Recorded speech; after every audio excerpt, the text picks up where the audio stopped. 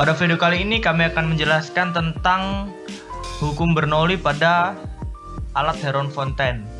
Jadi sebelumnya kita akan mengenal dulu apa sih itu Héroult-Fontaine. Héroult-Fontaine adalah sebuah alat yang ditemukan oleh ahli fisika dan ahli matematika yang bernama Héron. Dia menciptakan sebuah mainan yang menyemburkan air. Mainan ini disinyalir sebagai cara beliau untuk mengajarkan sebuah prinsip-prinsip fisika atau matematika mengenai energi potensial yang dapat memberikan listrik. Dibuat dari prinsip air, gravitasi, dan kompresi. Penggunaan prinsip Bernoulli pada Héroult-Fontaine. Fenomena yang terjadi pada alat Héroult-Fontaine atau air mancur tanpa listrik adalah fenomena dengan prinsip Bernoulli. Prinsip Bernoulli sendiri berbunyi, jumlah energi pada suatu titik di dalam suatu aliran tertutup sama besarnya dengan jumlah energi di titik lain pada jalur aliran yang sama. Nah, hukum Bernoulli ini memiliki rumus sebagai berikut, di mana P adalah tekanan, V adalah kecepatan fluida, G adalah percepatan gravitasi, dan H adalah ketinggian.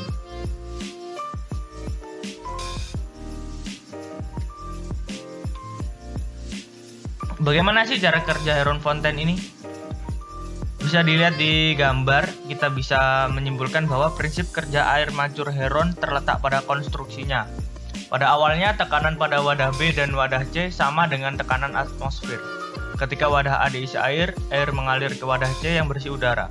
Saat itulah terdapat tekanan tambahan pada wadah C yang tidak berkurang ke segala arah. Hal ini menyebabkan udara dengan jumlah tertentu pada wadah C dialirkan melalui selang ke wadah B, dan menyebabkan air pada wadah B dipancurkan melalui selang yang menghubungkan wadah B dengan wadah A. Jadi kurang lebihnya seperti itu cara kerja dari Héroult-Fontaine ini. Pada saat air terdorong di wadah B, tekanan hidrostatis pada bagian atas wadah B masih sama dengan tekanan semula. Dengan begitu, tekanan air yang dipancurkan adalah selisih antara tekanan pada wadah C dan wadah B. Tekanan air yang dipancurkan dapat dirumuskan sebagai berikut. Jadi teman-teman bisa memahami dari Héroult-Fontaine ini dapat dirumuskan sebagai rumus berikut yang tertera di layar. Dengan P2 adalah tekanan pada wadah C, dan P1 adalah tekanan pada wadah B. Sedangkan H1 adalah jarak dari permukaan air pada wadah B ke ujung selang yang memancurkan air. Dan H2 adalah jarak dari permukaan air pada wadah C ke permukaan air pada wadah A. Dengan menghitung H2 min H1, dapat diperoleh ketinggian wadah dari atas permukaan air pada wadah A. Nah, kenapa sih kok bisa sukses? Jadi yang pertama ada ukuran sedotan yang sama, kedua airnya harus hampir penuh, yang ketiga tidak ada kebocoran sedikit pun. Nah, jadi apa sih keunikan pada Héroult-Fontaine ini? Jadi Héroult-Fontaine itu keunikannya yang pertama yaitu tidak memerlukan listrik. Héroult-Fontaine ini memanfaatkan hukum-hukum fisika menyebabkan sebuah air mancur tanpa memerlukan sebuah listrik. Yang kedua yaitu mudah dibuat. Jadi Héroult-Fontaine ini dapat dibuat dengan hal-hal yang sederhana seperti botol dan sedotan. Jadi apa sih kelemahan pada Héroult-Fontaine ini? Jadi Héroult-Fontaine ini bukanlah mesin gerak abadi atau perpetual motion. Nah, apabila Héroult-Fontaine ini adalah sebagai perpetual motion, maka manfaat dari Héroult-Fontaine ini akan lebih banyak lagi.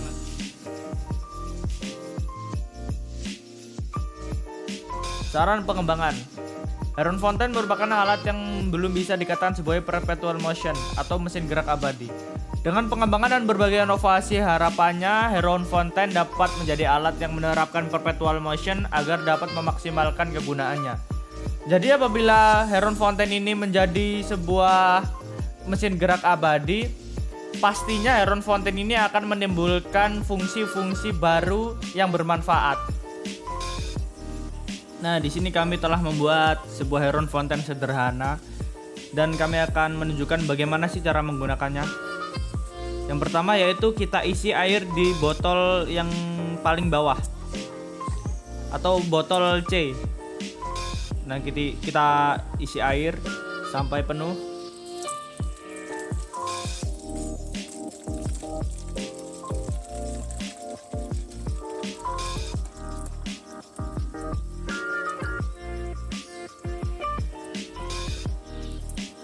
Cukup. Selanjutnya kita tutup biar gak tumpah. Jangan sampai ada kebocoran udara di dalam botolnya. Lalu kita balik supaya air di dalam botol C bisa masuk ke dalam botol B. Saya ingatkan lagi, jangan sampai ada kebocoran sedikit pun, karena kebocoran sedikit apapun akan berpengaruh pada keberhasilan Heron Fountain ini, teman-teman.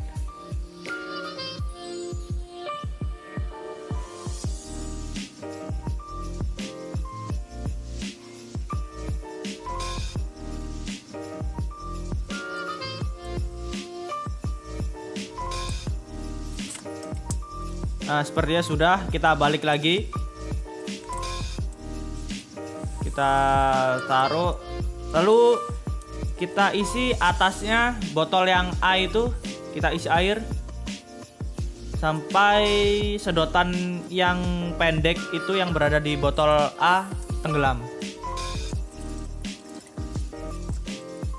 Nah, dia akan memancurkan air yang bersumber dari botol B. Nah, air dari botol B itu sendiri nanti akan naik ke botol A, lalu turun ke botol C. Saat air di botol B itu habis, maka pancuran airnya juga akan ikut berhenti. Nah, seperti inilah tadi gambaran sederhana dari Heron Fountain. Teman-teman semua bisa mencobanya di rumah untuk menambah wawasan tentang apa itu hukum Bernoulli dan apa itu Heron Fountain.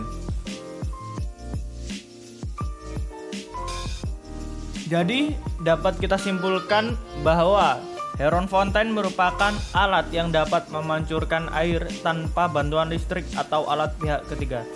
Heron Fountain dapat memancurkan air karena terdapat tekanan energi di dalam botol tersebut. Namun perlu kita ingat bahwa Heron Fountain bukanlah mesin gerak abadi.